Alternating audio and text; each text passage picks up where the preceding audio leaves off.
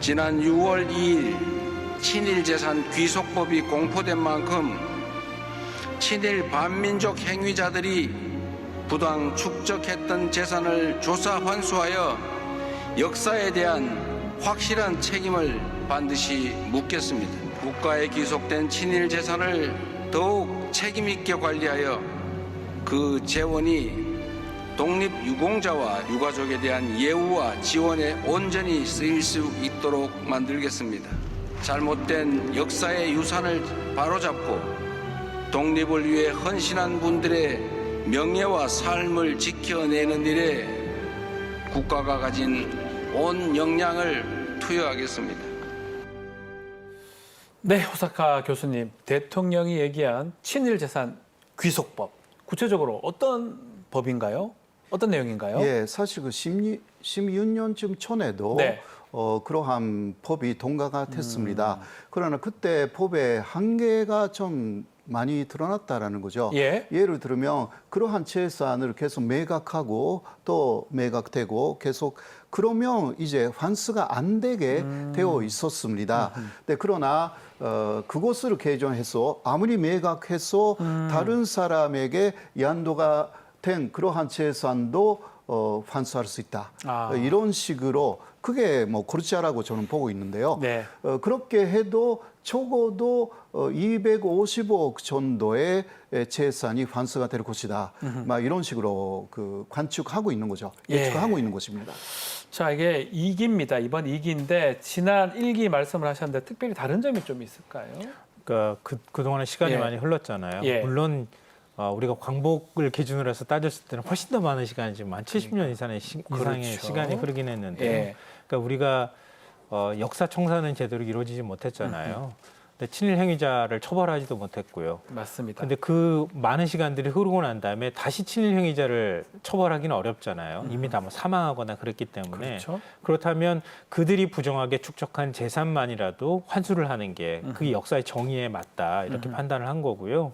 그러니까 일기도 위원회가 있었는데 위원회에서 친일 재산을 확인하고도 환수를 못하는 경우가 생겼어요. 왜냐하면 그러니까 친일 재산을 확인했지만 이미 다른 사람한테 매각하거나 이렇게 했을 경우에는 그 사람으로부터 환수할 방법도 없었단 말이에요. 네. 근데 이기 위원회의 경우에는 그러니까 위원회가 조사를 해서 만약에 친일 재산으로 확인됐다, 친일 부역자가 부정하게 축적한 재산이라고 확인됐다고 하면 그걸 처분했더라도 그 처분의 대가까지 환수할 수 있도록 대가까지. 법조항이 만들어졌어요. 예. 그러니까 친일 재산들을 누구한테 숨기기 위해서 매각한 경우까지 전부 다 환수가 가능해졌다라고 보시면 될 것 같습니다.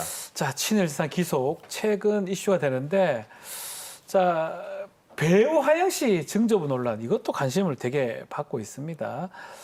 김상 평론가님, 배우 하영 씨 논란, 이게 지금 일본 언론까지 관심 갖고 있다고 하는데 간략하게 좀 설명해 주십시오.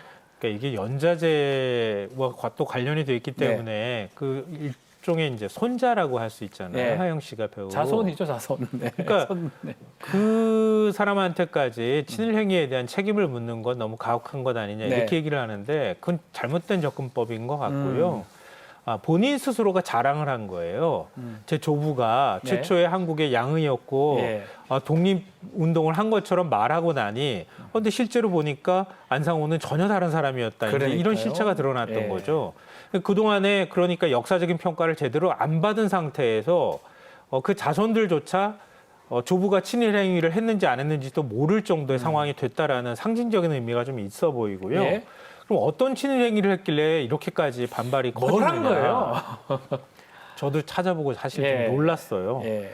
그러니까 친일 단체인 대종 친목회라는 곳이 있었거든요. 그러니까 친일 부역자들의 모임이라고 할 수 있는데 대종 친목회. 예, 여기에 평의원 명단에 이름을 올린 사람이고요.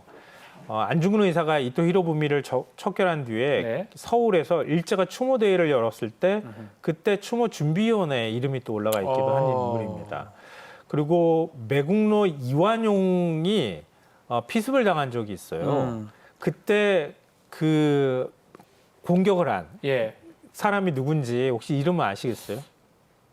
이재명이 똑같죠. 대통령. 맞습니다. 이재명 지사입니다. 한자까지 똑같은 거. 예, 그렇죠. 예. 그러니까 이재명 있을 지사가 때, 군밤 장수로 변장을 예. 해서 추도식 마치고 인력거를 타고 나오는 이완용의 허리와 어깨를 세 번 정도 칼로 찔렀거든요. 근데 그때 살렸던 의사 중에 한 명이다. 아, 의료진이었군요. 뭐 그거는 뭐 사실 의사라면 그래도 이완용이라면 좀 근데 이제 많은 예. 분들이 이번에 아시겠지만 그러니까 조선 총독부 기관지 역할을 한 매일신보에 네. 그러니까 안상호 가족의 내선일체 모범 사례가 이제 봤어요. 실렸는데요. 예. 나는 일본 사람과 똑같다. 예. 조선 옷은 한 벌도 없다. 예. 음식도 매운 것은 조금도 못 먹는다. 이렇게 얘기를 했는데 안상호의 부인이 안상호가 일본에 유학하고 그럴 때 만났던 일본 여성입니다. 그러니까 그 일본 여성은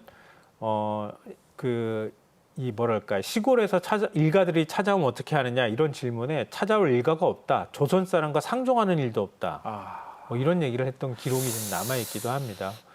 그러니까 그러다 보니까 하영 씨가 좀 문제가 되는데 그러다 보니까 또 좀 조상들을 좀 확인해야 된다.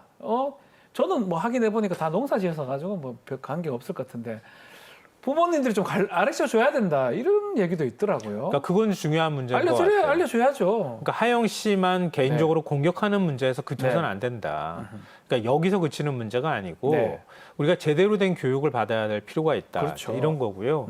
근데 그러다 보니까 이번 일을 계기로 해서 국내 최초 족보 전문 사이트라고 하는 곳이 있더라고요.